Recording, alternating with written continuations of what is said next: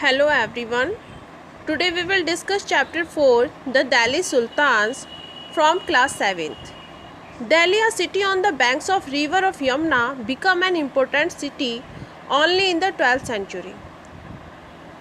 दिल्ली यमुना नदी के तट पर एक शहर केवल 12वीं शताब्दी में एक महत्वपूर्ण शहर बना। यह पहले तोमर राजपूत के अधीन एक साम्राज्य की राजधानी बन गया, जिसे अजमेर के चौहान द्वारा 12वीं शताब्दी के मध्य में हराया गया था। यह तोमर और चौहान के अधीन था कि ये एक इम्पोर्टेंट कॉमर्शियल सेंटर बना।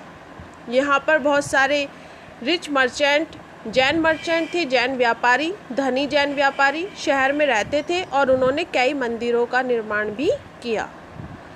13वीं शताब्दी में यहाँ पर जो सिक्के चलाए जाते थे, दहलीवाल कहलाने वाले सिक्कों का प्रचलन था। यहाँ पर 13वीं शताब्दी की शुरुआत में दिल्ली सल्तनत की नींव रखी गई और दिल्ली पर सल्तनत का कंट्रोल हुआ। अब ये दिल्ली सल्तनत क्या है? तो दिल्ली सल्तनत से मतलब है कि मुस्लिम राजवंशों का शासन, जो कि भारत में 1206 से लेकर 1526 AD तक रहा। कुतुबुद्दीन ऐबक 1206 से स्टार्ट हुआ। Shamsuddin Iltutmish, Razia, Ghiyasuddin Balban, Jalaluddin Khilji, Alauddin Khilji, after that Ghiyasuddin Tughlaq, Mohammad Tughlaq, Firoz Shah Tughlaq, Khizr Khan, Bahlol Lodi, Sikandar Lodi, Ibrahim Lodi. ये है दिल्ली सल्तनत के वो सुल्तान्स जिन्होंने राज्य किया 1206 से 1526 AD तक। दिल्ली के सुल्तान के बारे में या दिल्ली के बारे में पता लगाना, वैसे तो सभी धर्म ग्रंथों के कॉइन्स, वास्तुकला दिल्ली के बारे में बहुत सी जानकारी देते हैं, लेकिन इतिहास में तारीख को दिल्ली सुल्तान के तहत प्रशासन की भाषा में लिखा गया है, जो दिल्ली के बारे में जानने के लिए इम्पोर्टेंट सोर्स है। द्वारिक के लेखक विद्वान, राजा के सेक्रेटरीज, एडमिनिस्ट्रेटर्स, पोइट्स, दरबारी थे, जो राजा को घटनाओं के बारे में बताते थे, सलाह देते थे और कहते थे कि वे सिर्फ शासन के महत्व पर जोर दें।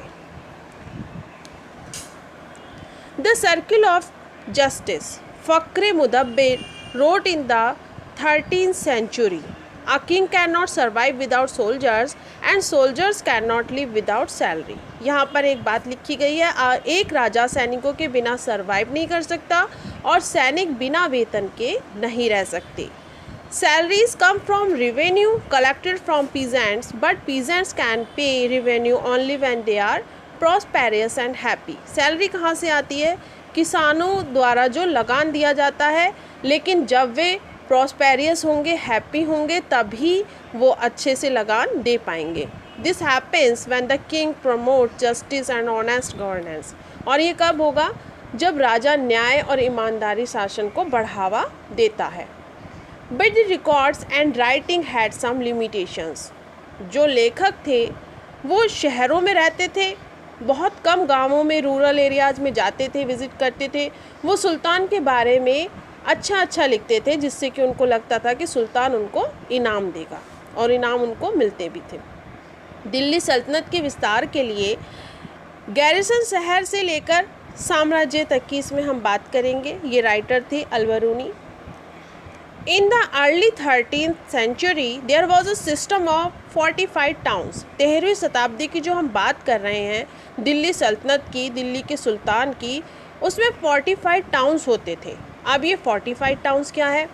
When a town is enclosed from all sides of the walls of the fort, it is called 45 towns। 45 towns वो होते थे जिसके चारों तरफ बड़ी बड़ी वॉल से उनको कवर किया होता था, बाउंड्री बनाई होती थी। 45 टाउन्स वर प्रोटेक्टेड बाई गैरिसन्स, और इसको प्रोटेक्ट करते थे गैरिसन। अब गैरिसन्स क्या है? Garrisons were a group of soldiers who protected the town and fort. Garrisons एक ग्रुप होता था सिपाहियों का जो प्रोटेक्ट करता था टाउन को और फोर्ट को। In the early 13th century Delhi sultans ruled in these 45 garrisons town. 13th century में यहाँ पर दिल्ली सुल्तान के राजा का शासन चलता था 45 गैरिसन टाउन्स में। They did not control the near by lands which could supply them with goods and services. वो अपने आसपास की जगहों पर नियंत्रण नहीं रख पाए जो उनको सामान सप्लाई करने में कर सकते थे। Rather they were dependent upon trade and loot for the supply of goods, तो वो सामान की सप्लाई पर डिपेंड थे, किस पर? व्यापार पर और लूट पर। There were garrison towns in Bengal and Sindh also, garrison towns Bengal में और सिंध में भी थे। But controlling those garrison towns from Delhi was a very difficult task, लेकिन दिल्ली से बंगाल और सिंध के गैरिसन टाउन्स को कंट्रोल करना बहुत मुश्किल था। The communication routes were disturb due to rebellion and bad weather, bad communication रहता था क्योंकि युद्ध, विद्रोह, खराब मौसम के कारण, जिसके कारण यह सफ़र मुश्किल था। Delhi sultans were facing challenges by the Mongols and their own governor, Delhi को अफ़गानिस्तान से मंगोलों के आक्रमण और सुल्तान की कमजोरी के किसी भी संकेत पर विद्रोह करने वाले राज्यपालों द्वारा भी चुनौती दी गई। यानी कि एक तरफ उन्हें मंगोलों के आक्रमण का चुनौती मिली, तो दूसरी तरफ अपने ही गवर्नर भी उनके खिलाफ खड़े हुए थे। The campaigns of expansion were along the internal frontier and external frontier, जो कैंपेन ये बनाया गया था ये दोनों तरफ से जो थी इसको सुरक्षा दी गई थी, इंटरनल भी और एक्सटर्नल भी। During these campaigns forest were cleared इन गंगा यमुना दोआब, ये जब ये बनाया गया तो जो गंगा यमुना के पास के जो जंगल था उसको काटा गया। टू एनकरेज एग्रीकल्चर, खेती को बढ़ावा देने के लिए, और ये लैंड दे दी गई किसको? किसानों को। यहाँ पर हम बात करेंगे गयासुद्दीन बलबन। सल्तनत बहुत मुश्किलों से इन चुनौतियों से बच पाई, यह गयासुद्दीन बलबन के शासनकाल के दौरान हुआ और अलाउद्दीन खिलजी और मोहम्मद तुगलक के तहत इसका विस्तार हुआ। गैरिसन की आंतरिक सीमा को मजबूत करने के लिए इंटरनल फ्रंटियर अभियान का पहला सेट गैरिसन शहरों के आंतरिक इलाकों को मजबूत करने के उद्देश्य से चलाया गया। इस अभियान के दौरान गंगा यमुना के वनों को साफ किया, उनके जो चारवाए जो वहाँ जो अपने जानवरों को चराते थे उनके स्थान पर ही उन्हें रहने के लिए समझाया गया। इस ज़मीन को किसानों को खेती बढ़ाने के लिए दे दिया गया और नए किले, गैरिसन कस्बों और कस्बों की स्थापना व्यापार मार्गों की सुरक्षा और क्षेत्रीय व्यापार को बढ़ावा देने के लिए बनाए गए। दूसरा विस्तार सल्तनत के बाहरी सीमांत के साथ हुआ, एक्सटर्नल फ्रंटियर। दक्षिण भारत में सैन्य अभियान अलाउद्दीन खिलजी के शासनकाल के दौरान शुरू किया गया था और मोहम्मद तुगलक के साथ संपन्न हुआ। इन अभियानों में सल्तनत की सेनाओं ने हाथी, घोड़े और दासों को पकड़ लिया और कीमती मेटल्स जो धातु थे उनको ले गए। अब यहाँ पे कुछ इम्पोर्टेंट जो दिल्ली सुल्तान के जो इम्पोर्टेंट राजा थे उनके बारे में बात करेंगे तो सबसे पहले नाम आता है रज़िया सुल्तान 1236 टू 1240। 1236 टू 1240 की बात कर रहे हैं। रज़िया जो थी इल्तुतमिश की बेटी थी और इल्तुतमिश ने घोषणा की थी 1240 में इल्तुतमिश की डेथ हो गई थी और उसने घोषणा की थी कि मेरी डॉटर को ही मेरे सिंहासन पर बैठाया जाए, क्योंकि उसके अकॉर्डिंग उसका कोई भी पुत्र उसके सिंहासन संभालने के लायक नहीं था।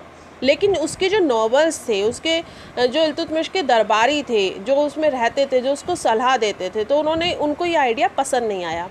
तो उन्होंने उसके बेटे रुकनुद्दीन फ़िरोज़ को सिंहासन पर बिठाने की अनुमति मांगी। अनुमति तो मिल गई, लेकिन हुआ वही जो इल्तुतमिश जानता था। उसने कहा वो जो रुकनुद्दीन फ़िरोज़ को बिठाया था वो अयोग्य राजा साबित हुआ, इसलिए अब नोबल्स ने डिसाइड किया कि रज़िया ही गद्दी पर बैठेगी। लेकिन उस समय उनका काम आसान नहीं था, क्योंकि कंट्री में अराजकता और अव्यवस्था फैली हुई थी। लेकिन रज़िया ने अपनी स्किल और इंटेलिजेंसी से सब कुछ सेट कर दिया। वह एक ब्रेव और निडर महिला थी। वह हमेशा आदमियों की तरह कपड़े पहनती थी, घोड़े की सवारी करती थी और दरबार लगाती थी। इन सभी गुणों के बाद भी उनकी नोबल्स को एक महिला द्वारा शासित होने का विचार पसंद नहीं आया। वह एक रिवोल्ट में 1240 AD में मारी गई 1240।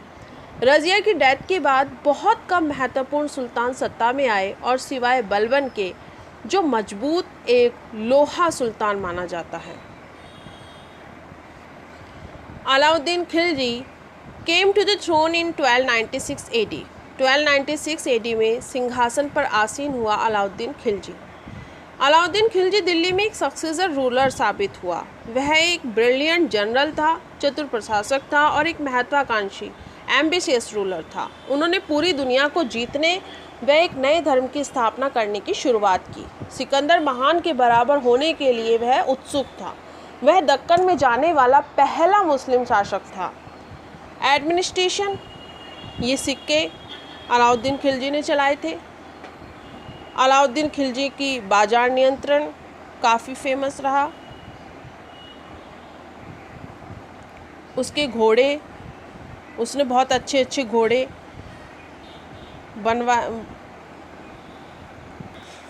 मंगवाए थे। ये Alauddin Khilji, empire of Alauddin Khilji in India. Alauddin Khilji measures against nobles. Administration of Alauddin Khilji की बात अब हम दूसरी वीडियो करेंगे, क्योंकि ये काफ़ी वीडियो लंबी हो गई है। तो मैं इसका पार्ट 2 बनाऊंगी, तब आप इसको देखना। Okay, thank you very much.